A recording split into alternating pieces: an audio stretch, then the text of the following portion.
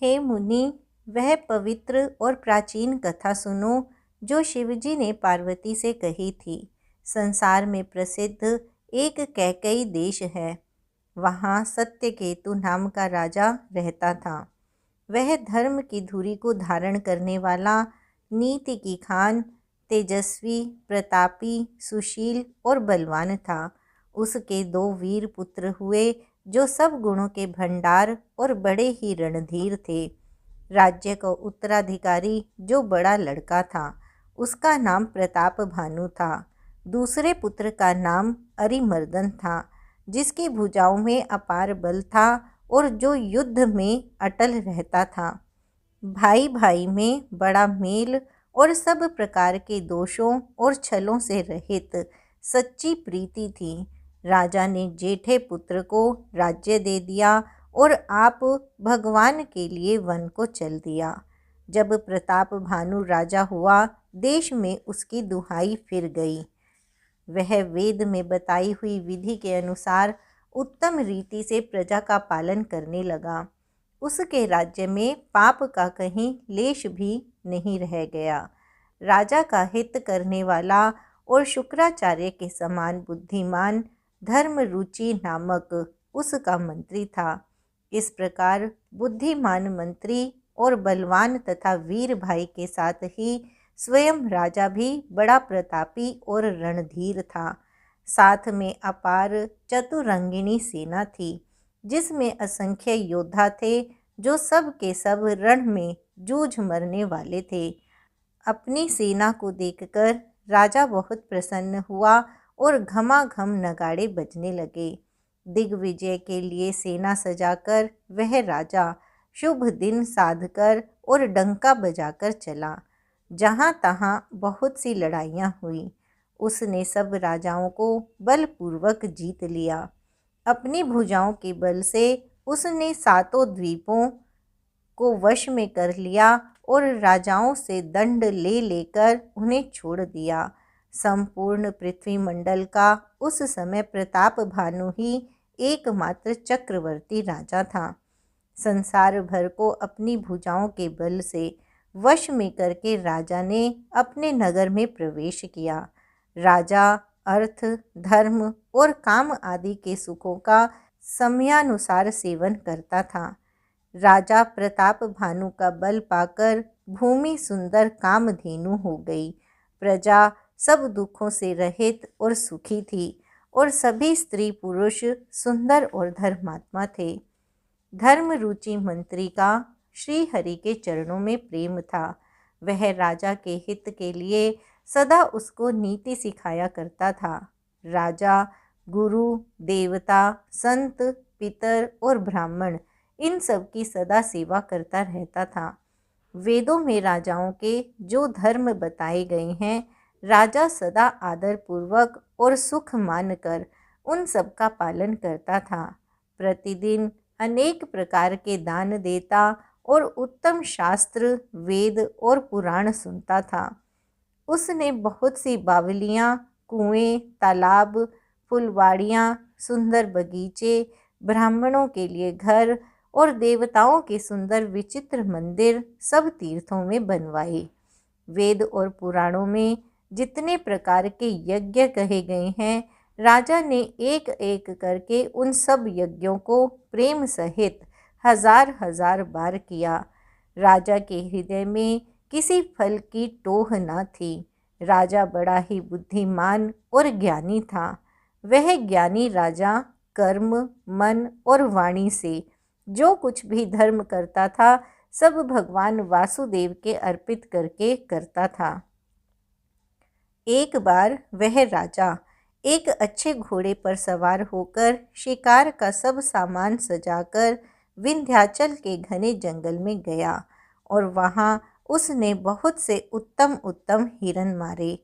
राजा ने वन में फिरते हुए एक सूअर को देखा। दांतों के कारण वह ऐसा दिख पड़ता था मानो चंद्रमा को ग्रास कर राहु वन में आ छिपा हो।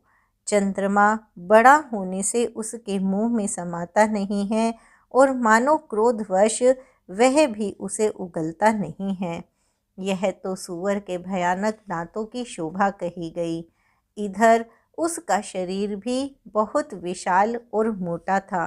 घोड़े की आहट पाकर वह घुरघुराता हुआ कान उठाए चौकन्ना होकर देख रहा था। नील पर्वत के शिखर के समान विशाल उस सूअर को देखकर राजा घोड़े को चुंबक लगाकर तेजी से चला और उसने सूअर को ललकारा कि अब तेरा बचाव नहीं हो सकता। अधिक शब्द करते हुए घोड़े को अपनी तरफ आता देखकर सूअर पवन वेग से भाग चला। राजा ने तुरंत ही बाण को धनुष पर चढ़ाया। सूअर बाण को देखते ही धरती में दुबक गया। राजा तक तक कर तीर चलाता है, परंतु सूअर छल करके शरीर को बचाता जाता है। वह पशु कभी प्रकट होता और कभी छिपता हुआ भागा जाता था और राजा भी क्रोध के वश उसके साथ पीछे लगा चला जाता था। सूअर बहुत दूर ऐसे घने जंगल में चला गया जहाँ हाथी घोड़े का निबाह नहीं था। राजा बिल्कुल अकेला था और वन में क्लेश भी बहुत था। फिर भी राजा ने उस पशु का पीछा नहीं छोड़ा। राजा को बड़ा धैर्यवान देखकर सूअर भागकर पहाड़ की एक गहरी गुफा में जा घुसा। उसमें जाना कठिन देखकर राजा को बहुत पछताकर लौटना पड़ा, पर उस घोर वन में वह रास्ता भूल गया। बहुत परिश्रम करने से थका हुआ और घोड़े समेत भूख प्यास से व्याकुल राजा नदी तालाब खोजता खोजता पानी बिना बेहाल हो गया। वन में फिरते फिरते उसने एक आश्रम देखा। वहाँ कपट से मुनि का वेश बनाए एक राजा रहता था, जिसका देश राजा प्रताप भानु ने छीन लिया था और जो सेना को छोड़कर युद्ध से भाग गया था। प्रताप भानु का समय अच्छे दिन जानकर और अपना कुसमय अनुमान कर उसके मन में बड़ी ग्लानि हुई। इससे वह न तो घर गया और न अभिमानी होने के कारण राजा प्रताप भानु से ही मिला। दरिद्र की भांति मन ही में क्रोध को मारकर वह राजा तपस्वी के वेश में रहता था। राजा उसी के पास गया। उसने तुरंत पहचान लिया कि यह प्रताप भानु है। राजा प्यास होने के कारण व्याकुलता में उसे पहचान न सका। सुंदर वेश देखकर राजा ने उसे महामुनि समझा और घोड़े से उतरकर उसे प्रणाम किया, परंतु बड़ा चतुर होने के कारण राजा ने उसे अपना नाम नहीं बतलाया। राजा को प्यासा देखकर उसने सरोवर दिखला दिया। हर्षित होकर राजा ने घोड़े सहित उसमें स्नान और जलपान किया। सारी थकावट मिट गई। राजा सुखी हो गया। तब तपस्वी उसे अपने आश्रम में ले गया और सूर्यास्त का समय जानकर उसने राजा को बैठने के लिए आसन दिया। फिर वह तपस्वी कोमल वाणी से बोला, तुम कौन हो? सुंदर युवक होकर जीवन की परवाह न करके वन में अकेले क्यों फिर रहे हो?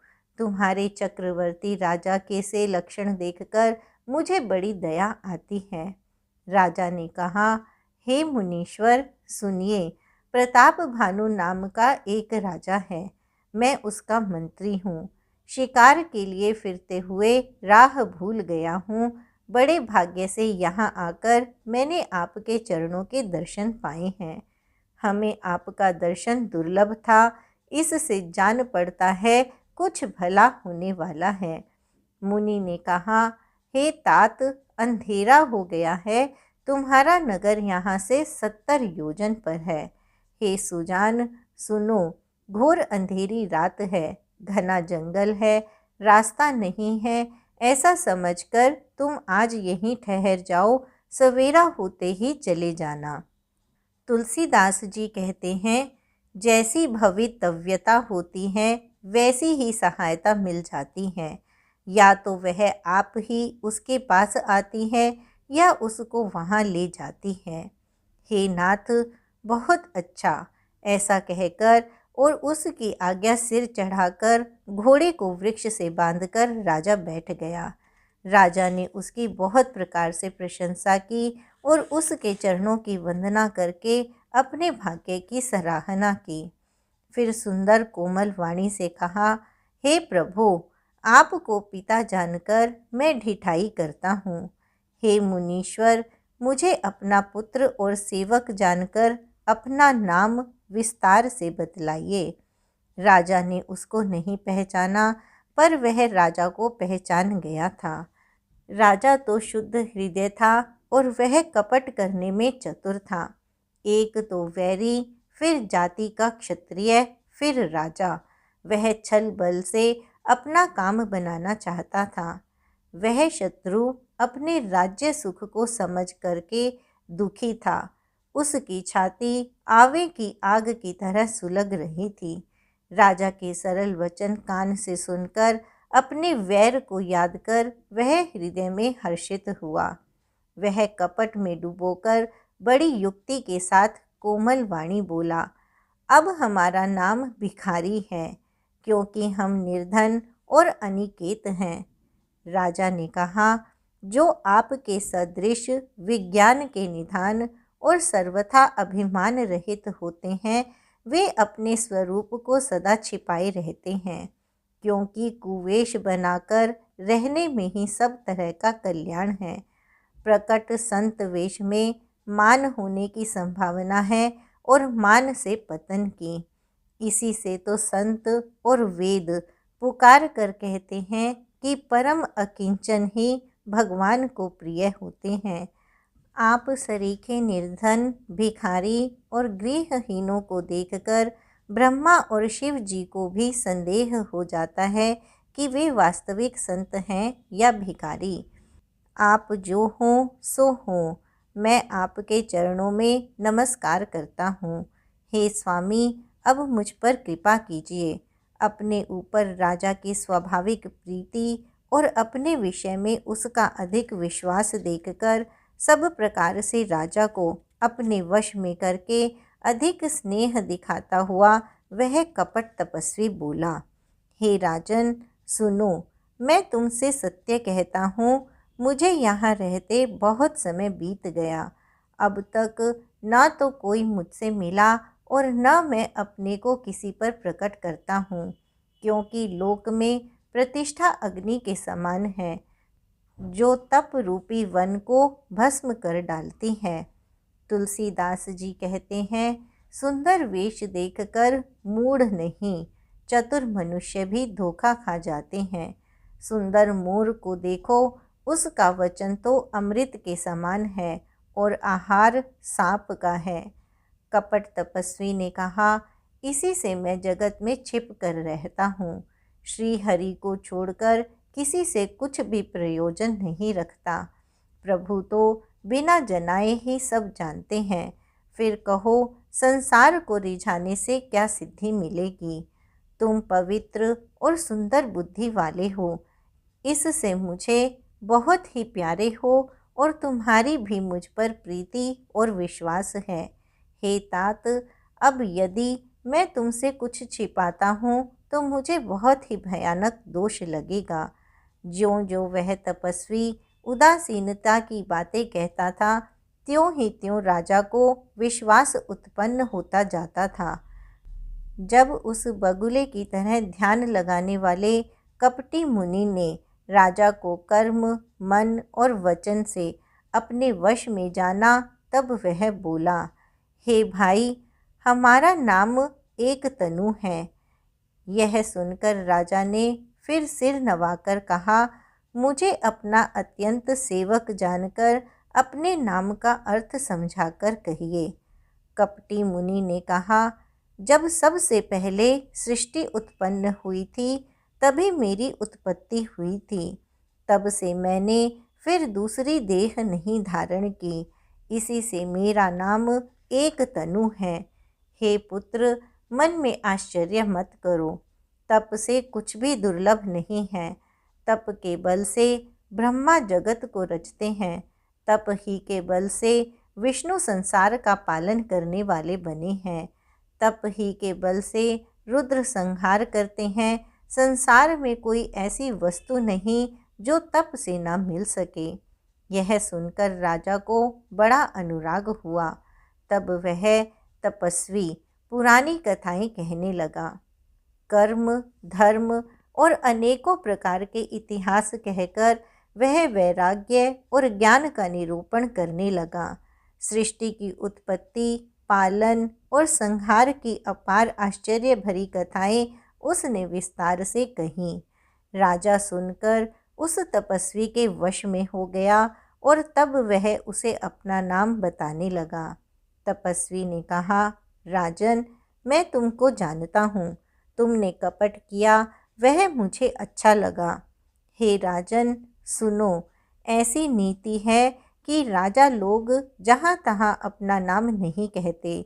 तुम्हारी वही चतुराई समझकर तुम पर बड़ा मेरा प्रेम हो गया है। तुम्हारा नाम प्रताप भानु है। महाराज सत्यकेतु तुम्हारे पिता थे।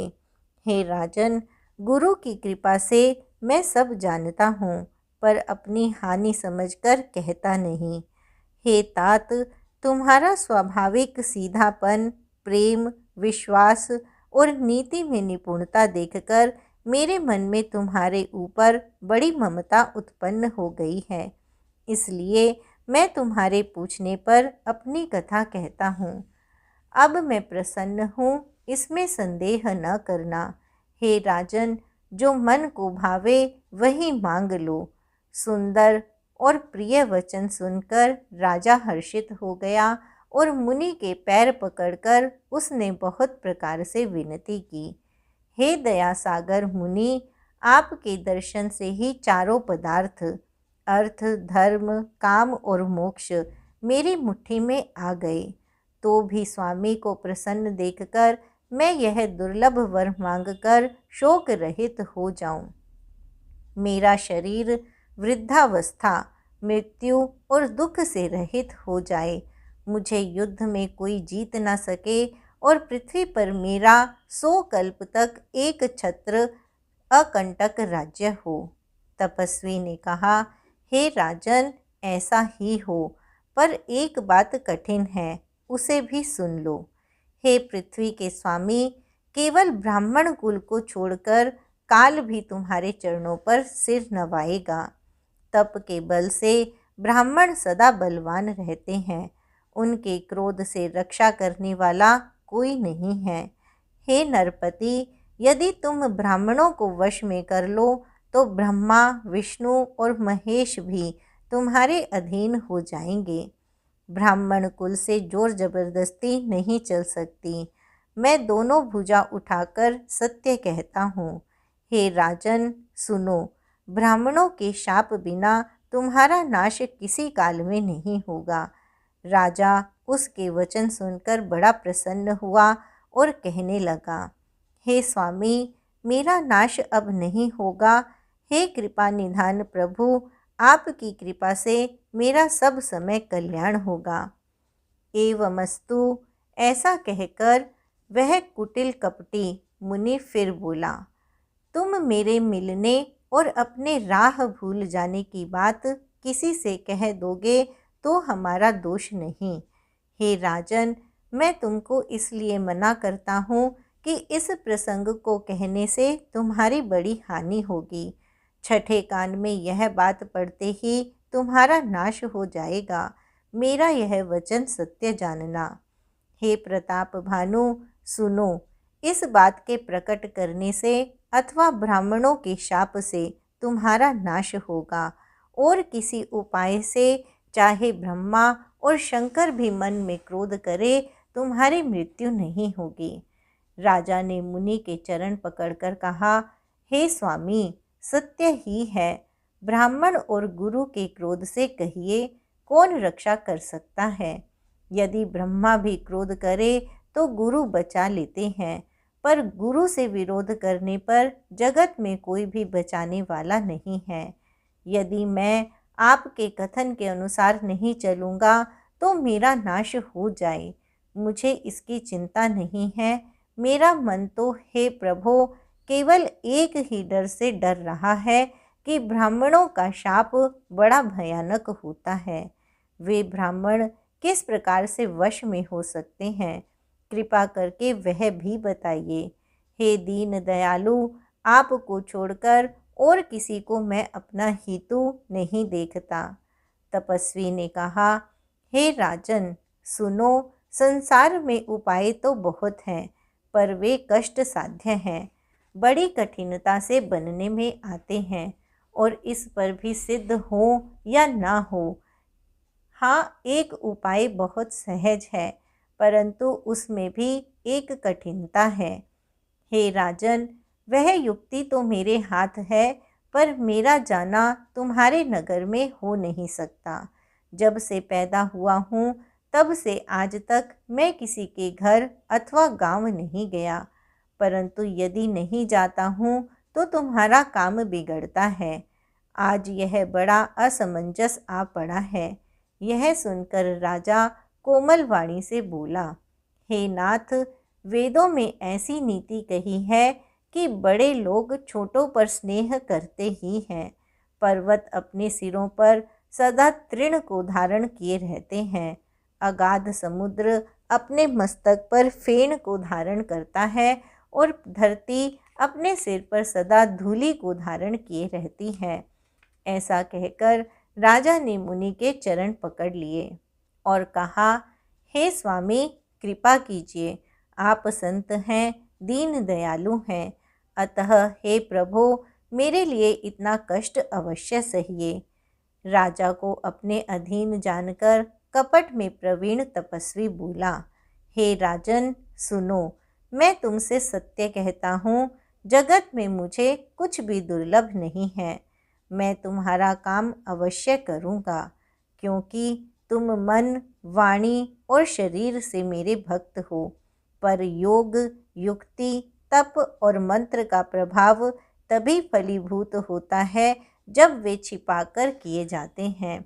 हे नरपति, मैं यदि रसोई बनाऊं और तुम उसे परोसो और मुझे कोई जानने ना पावे, तो उस अन्न को जो जो खाएगा सो सो तुम्हारा आज्ञाकारी बन जाएगा।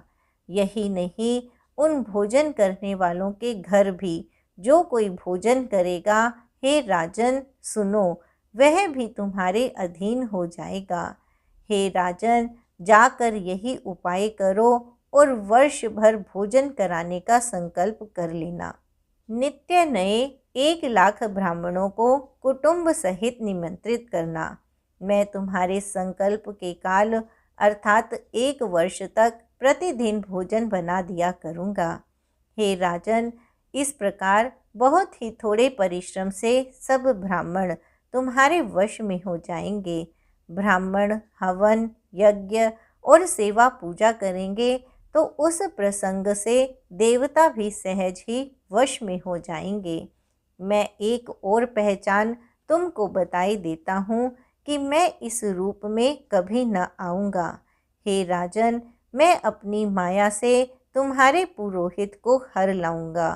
तप के बल से उसे अपने समान बनाकर 1 वर्ष तक यहाँ रहूँगा। और हे राजन, सुनो, मैं उसका रूप बनाकर सब प्रकार से तुम्हारा काम सिद्ध करूँगा। हे राजन, रात बहुत बीत गई, अब सो जाओ। आज से तीसरे दिन मुझसे तुम्हारी भेंट होगी। तप के बल से मैं घोड़े सहित तुमको सोते ही में घर पहुंचा दूंगा। मैं वही पुरोहित का वेश धरकर आऊँगा।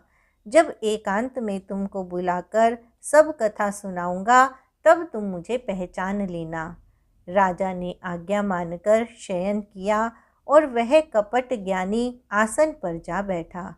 राजा थका था तो उसे बहुत गहरी नींद आ गई, पर वह कपटी कैसे सोता, उसे तो बहुत चिंता हो रही थी।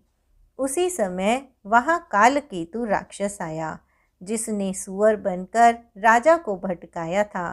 वह तपस्वी राजा का बड़ा मित्र था और खूब छल प्रपंच जानता था। उसके 100 पुत्र और 10 भाई थे, जो बड़े ही दुष्ट, किसी से न जीते जाने वाले और देवताओं को दुख देने वाले थे।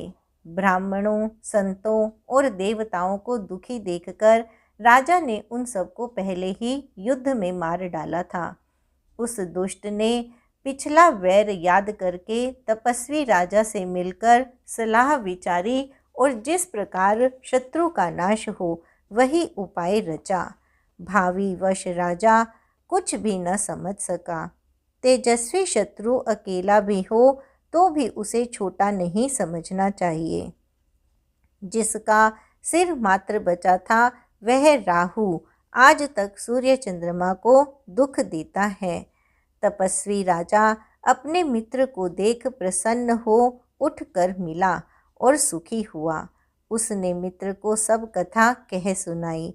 तब राक्षस आनंदित होकर बोला, हे राजन सुनो, जब तुमने मेरे कहने के अनुसार इतना काम कर लिया तो अब मैंने शत्रु को काबू में कर ही लिया।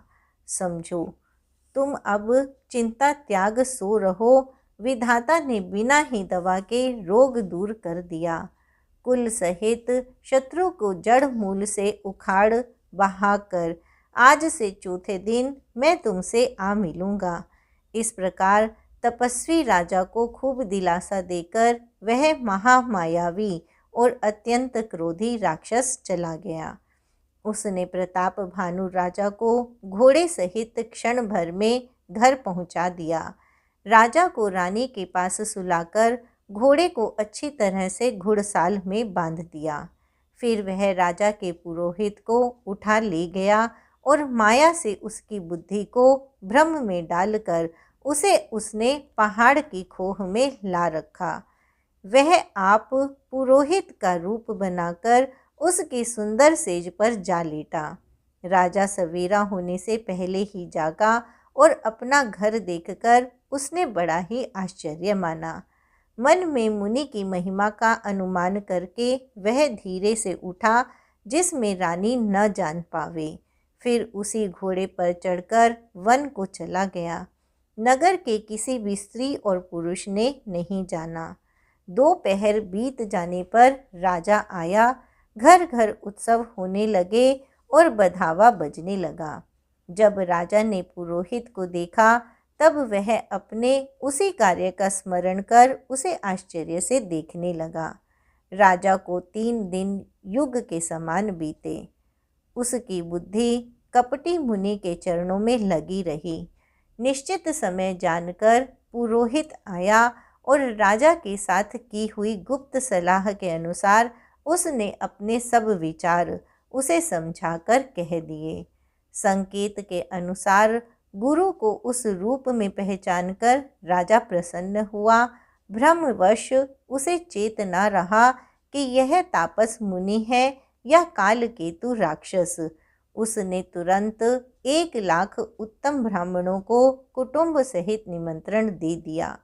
पुरोहित ने 6 रस और 4 प्रकार के भोजन जैसा कि वेदों में वर्णन है बनाए। उसने मायामयी रसोई तैयार की और इतने व्यंजन बनाए जिन्हें कोई गिन नहीं सकता।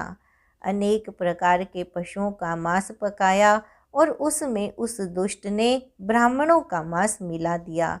सब ब्राह्मणों को भोजन के लिए बुलाया और चरण धोकर आदर सहित बैठाया। ज्यों ही राजा परोसने लगा उसी काल केतु कृत आकाशवाणी हुई, हे ब्राह्मणों, उठ उठकर अपने घर जाओ। यह अन्न मत खाओ, इसके खाने में बड़ी हानि है। रसोई में ब्राह्मणों का मांस बना है। आकाशवाणी का विश्वास मानकर सब ब्राह्मण उठ खड़े हुए। राजा व्याकुल हो गया, परंतु उसकी बुद्धि मोह में भूली हुई थी। होनहारवश उसके मुंह से एक बात भी न निकली। तब ब्राह्मण क्रोध सहित बोल उठे। उन्होंने कुछ भी विचार नहीं किया। अरे मूर्ख राजा, तू जाकर परिवार सहित राक्षस हो। हे नीच क्षत्रिय, तूने तो परिवार सहित ब्राह्मणों को बुलाकर उन्हें नष्ट करना चाहा था। ईश्वर ने हमारे धर्म की रक्षा की, अब तू परिवार सहित नष्ट होगा। 1 वर्ष के भीतर तेरा नाश हो जाए। तेरे कुल में कोई पानी देने वाला तक न रहेगा। शाप सुनकर राजा भय के मारे अत्यंत व्याकुल हो गया। फिर सुंदर आकाशवाणी हुई, हे ब्राह्मणों, तुमने विचार कर शाप नहीं दिया। राजा ने कुछ भी अपराध नहीं किया। आकाशवाणी सुनकर सब ब्राह्मण चकित हो गए। तब राजा वहाँ गया जहाँ भोजन बना था। देखा तो वहाँ न भोजन था न रसोइया ब्राह्मण ही था। तब राजा मन में अपार चिंता करता हुआ लौटा।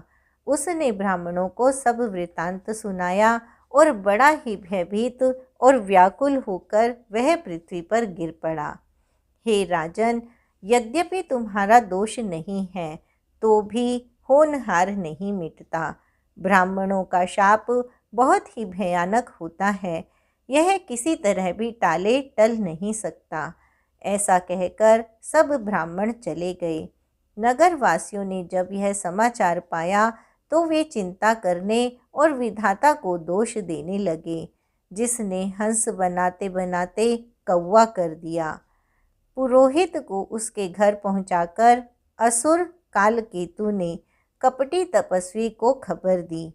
उस दुष्ट ने जहाँ तहाँ पत्र भेजे, जिससे सब वैरी राजा सेना सजा सजा कर चढ़ दौड़े और उन्होंने डंका बजाकर नगर को घेर लिया। नित्य प्रति अनेक प्रकार से लड़ाई होने लगी। प्रताप भानु के सब योद्धा करनी करके रण में जूझ भरे। राजा भी भाई सहित खेत रहा। सत्यकेतु के कुल में कोई नहीं बचा। ब्राह्मणों का शाप झूठा कैसे हो सकता था। शत्रु को जीतकर नगर को फिर से बसाकर सब राजा विजय और यश पाकर अपने अपने नगर को चले गए। याज्ञवल्क्य कहते हैं, हे भरद्वाज, सुनो, विधाता जब जिसके विपरीत होते हैं तब उसके लिए धूल सुमेरु पर्वत के समान, पिता यम के समान और रस्सी सांप के समान हो जाती है। हे मुनि, सुनो, समय पाकर वही राजा परिवार सहित रावण नामक राक्षस हुआ। उसके 10 सिर और 20 भुजाएं थी और वह बड़ा ही प्रचंड शूरवीर था। अरिमर्दन नामक जो राजा का छोटा भाई था, वह बल का धाम कुंभकर्ण हुआ। उसका जो मंत्री था, जिसका नाम धर्मरुचि था, वह रावण का सोतेला छोटा भाई हुआ। उसका विभीषण नाम था, जिसे सारा जगत जानता है। वह विष्णु भक्त और ज्ञान विज्ञान का भंडार था और जो राजा के पुत्र और सेवक थे, वे सभी बड़े भयानक राक्षस हुए। वे सब अनेकों जाति के मनमाना रूप धारण करने वाले, दुष्ट, कुटिल, भयंकर, विवेक रहित, निर्दयी, हिंसक, पापी और संसार भर को दुख देने वाले हुए। उनका वर्णन नहीं हो सकता। यद्यपि वे पुलस्त्य ऋषि के पवित्र, निर्मल और अनुपम कुल में उत्पन्न हुए, तथापि ब्राह्मणों के शाप के कारण वे सब पाप रूप हुए। तीनों भाइयों ने अनेकों प्रकार की बड़ी ही कठिन तपस्या की, जिसका वर्णन नहीं हो सकता। उसका उग्र तप देखकर ब्रह्मा जी उनके पास गए और बोले, हे तात, मैं प्रसन्न हूँ, वर मांगो।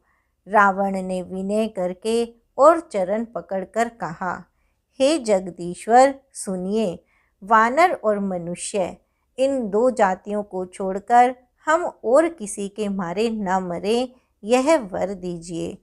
शिवजी कहते हैं कि मैंने और ब्रह्मा ने मिलकर उसे वर दिया कि ऐसा ही हो। तुमने बड़ा तप किया है। फिर ब्रह्मा जी कुंभकर्ण के पास गए। उसे देखकर उनके मन में बड़ा आश्चर्य हुआ। जो यह दुष्ट नित्य आहार करेगा तो सारा संसार ही उजाड़ हो जाएगा। ऐसा विचार कर ब्रह्मा जी ने सरस्वती को प्रेरणा करके उसकी बुद्धि फेर दी, जिससे उसने 6 महीने की नींद मांगी। फिर ब्रह्मा जी विभीषण के पास गए और बोले, हे पुत्र, वर मांगो। उसने भगवान के चरण कमलों में निर्मल प्रेम मांगा। उनको वर देकर ब्रह्मा जी चले गए और वे तीनों भाई हर्षित होकर अपने घर लौट आए। मैं दानव की मंदोदरी नाम की कन्या परम सुंदरी और स्त्रियों में शिरोमणि थी। मैंने उसे लाकर रावण को दिया। उसने जान लिया कि यह राक्षसों का राजा होगा। अच्छी स्त्री पाकर रावण प्रसन्न हुआ और फिर उसने जाकर दोनों भाइयों का विवाह कर दिया। समुद्र के बीच में त्रिकूट नामक पर्वत पर ब्रह्मा का बनाया हुआ एक बड़ा भारी किला था।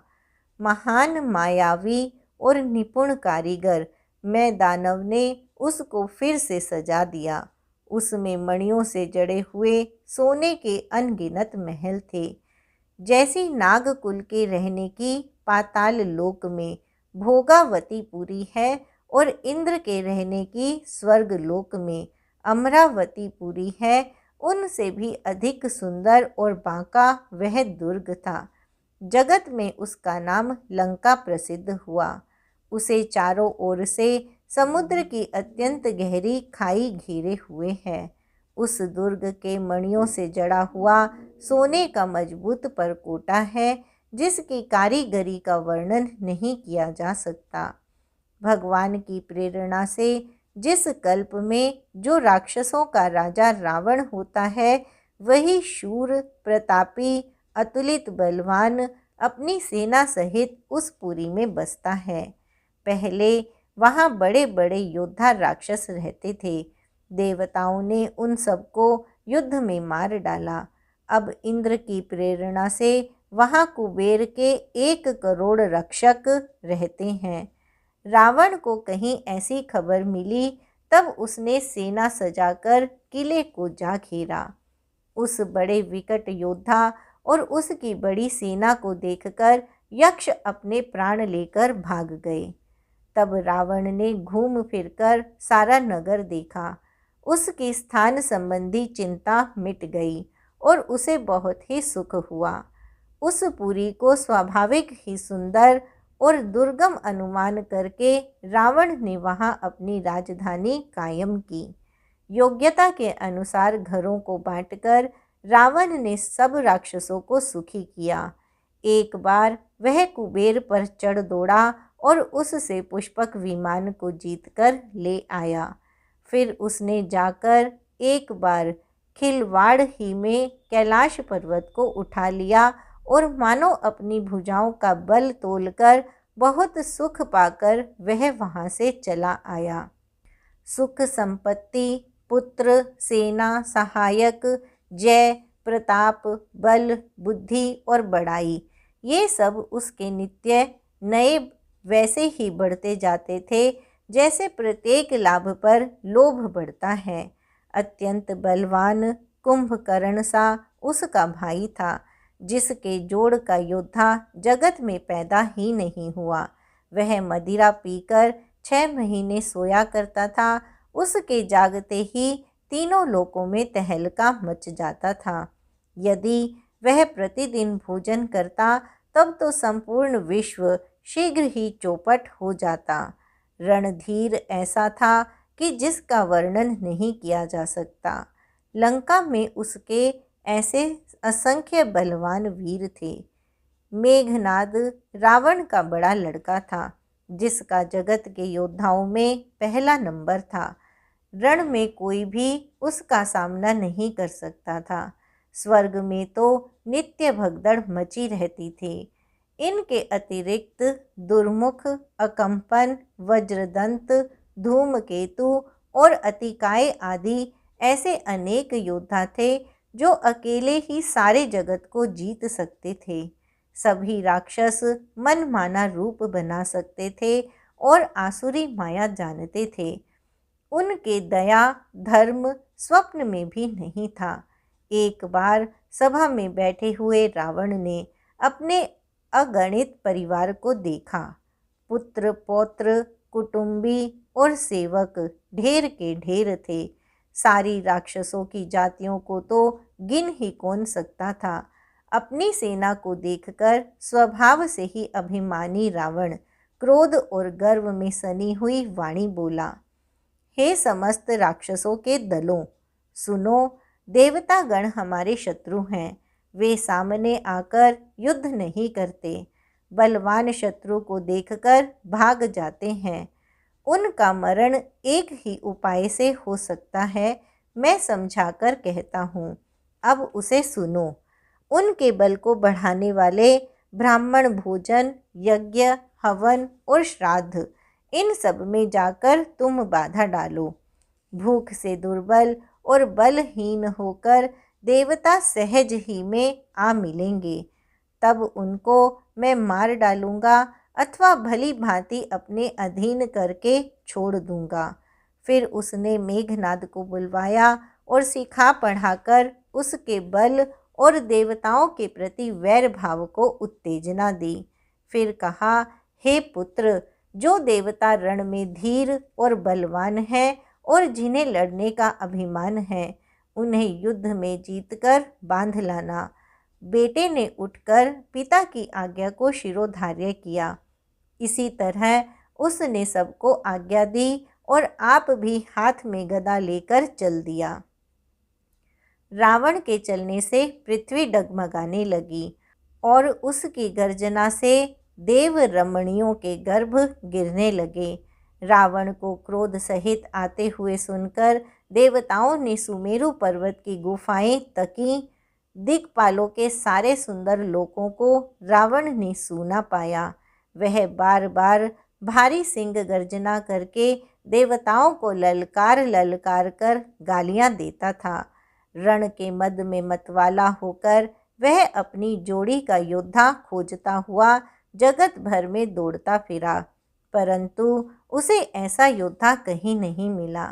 सूर्य, चंद्रमा, वायु, वरुण, कुबेर, अग्नि, काल और यम आदि सब अधिकारी, किन्नर, सिद्ध, मनुष्य, देवता और नाग, सभी के पीछे वह हठपूर्वक पड़ गया।